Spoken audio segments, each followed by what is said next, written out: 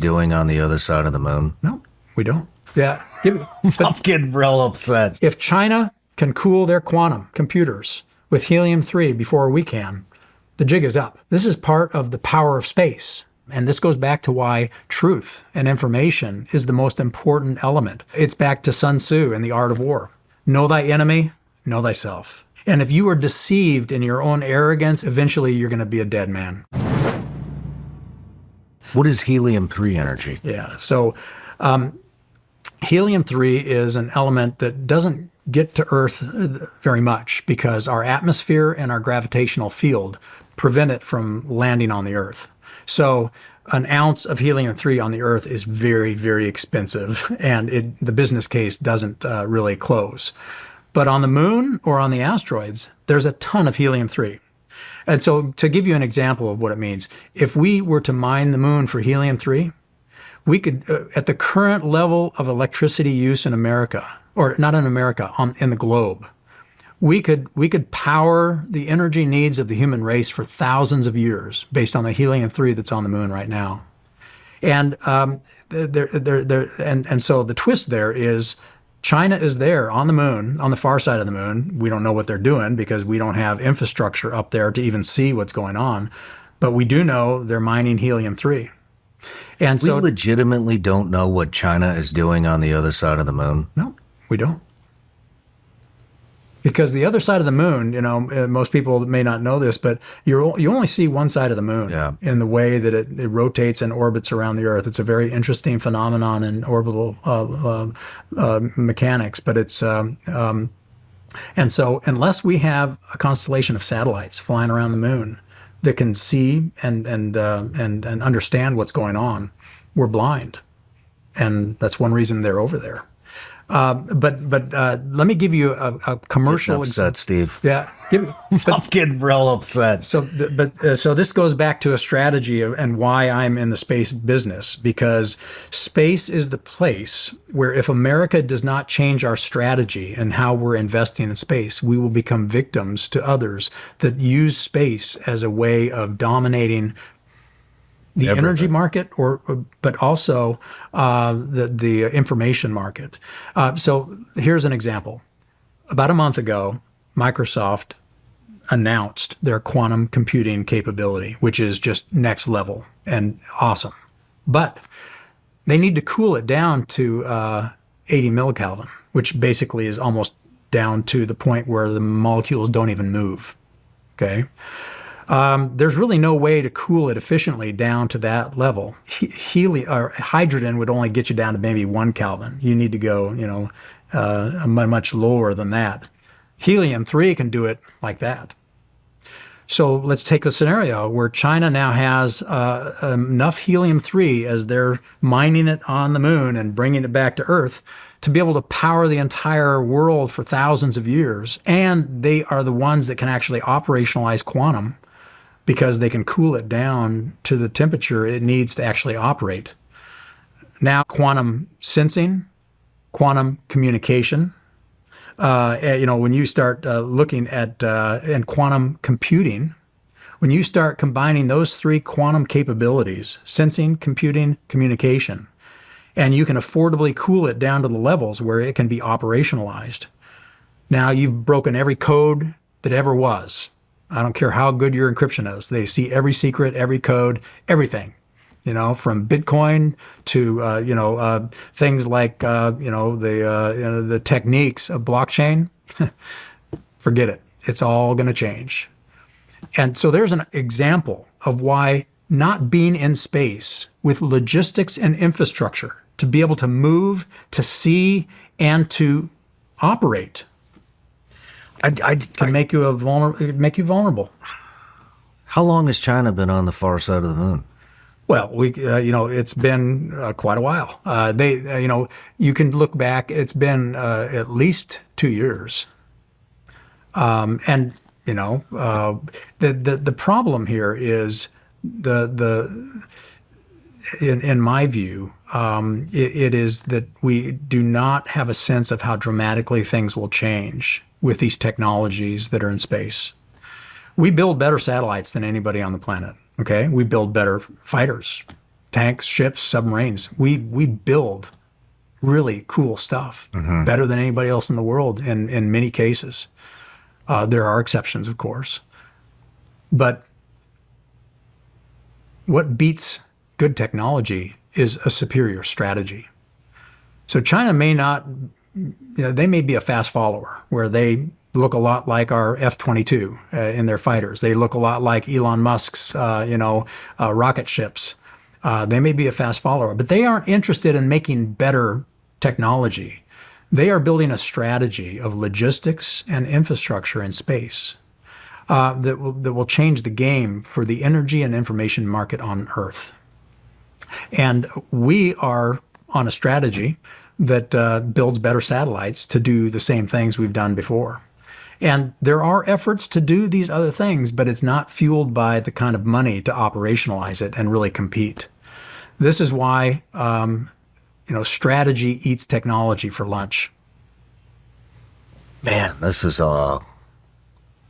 really alarming. I mean, who knows what they're doing over there? We know we know they're mining. Okay, we know they're bringing back because we can see what they're bringing back, and this is all open source. We can in open source you can see some of the things that China's doing, and so we have evidence of some of the things they're doing, but we don't know the extent.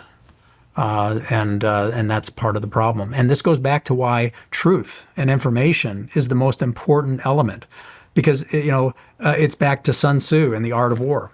Know thy enemy, know thyself.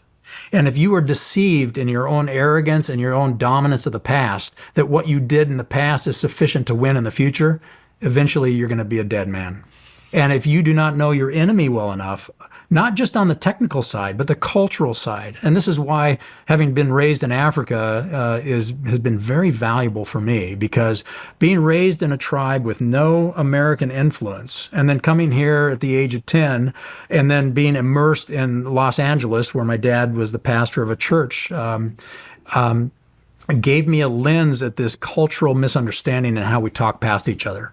And it's been very valuable, like in the military. The Army talks past the Air Force, talks past the Navy, talks past Special Forces, talks past the Coast Guard. And to be able to see that and help people connect where they're actually talking to one another and listening to one another is key. But the same is happening here with technologies and China. We, as an American society, tend to just believe our own press and think that our way of thinking is dominant. And it has worked. But if we don't understand China's cultural mindset, we could end up being a victim to it. Now, it's really important here to state two facts. One, the Chinese people are beautiful. The Russian people are beautiful. People in every culture are just beautiful people.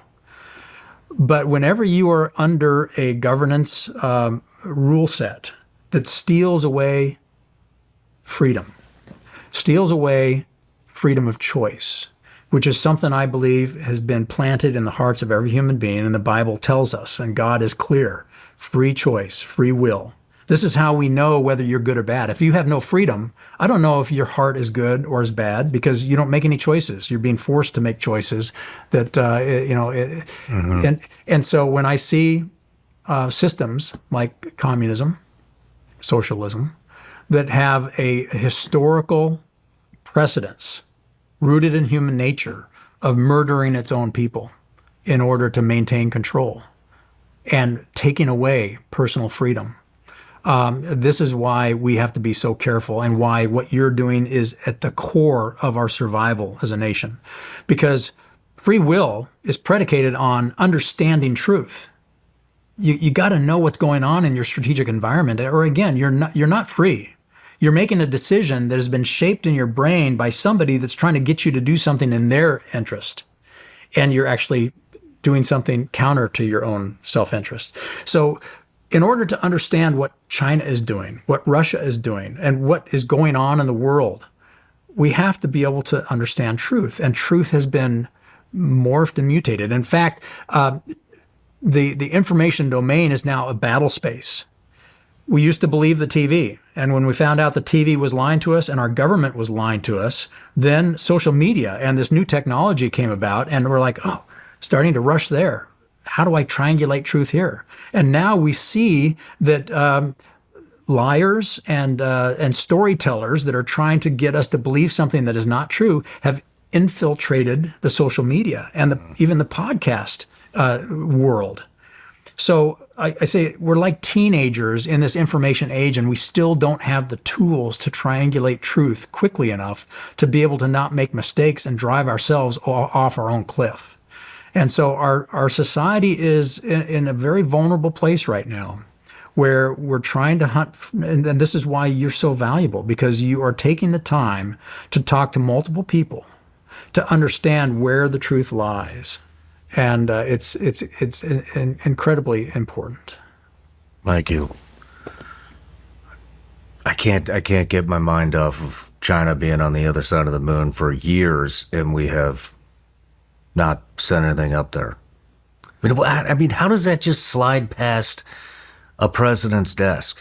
Hey, we got China over here, our biggest adversary, biggest potential adversary. We might want to take a look at this. Well, this president, President Trump, understands this. He does. He does. Well, that's good. And in fact, he understood it in his first term. And this is why he was willing to put up with the ridicule, sarcasm, and humiliation that came with saying, we are going to create a Space Force. That Space Force, when we look back 300 years from now, the legislation that President Trump championed to get a Space Force written into law will be the wedge in history that protects America.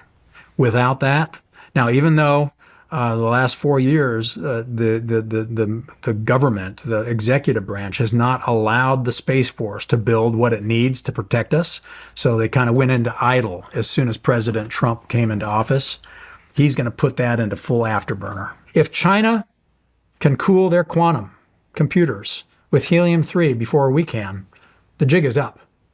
This is part of the power of space, translated into something tangible and operational called quantum. So that's quantum computing, which would make all secrets null and void, which might not be a bad thing, because then only people that don't need to keep secrets are the ones revealed, and evil can't hide. This is where this technology can be good or it can be bad, as long as the human heart is good, and the majority of people that dominate these technologies have a good heart and love their God and love other people like God loves them. We have a pathway to the golden age. If only evil people develop these technologies, like if Hitler were first for the atomic bomb, we would probably all be speaking German right now, and it would be a very different reality.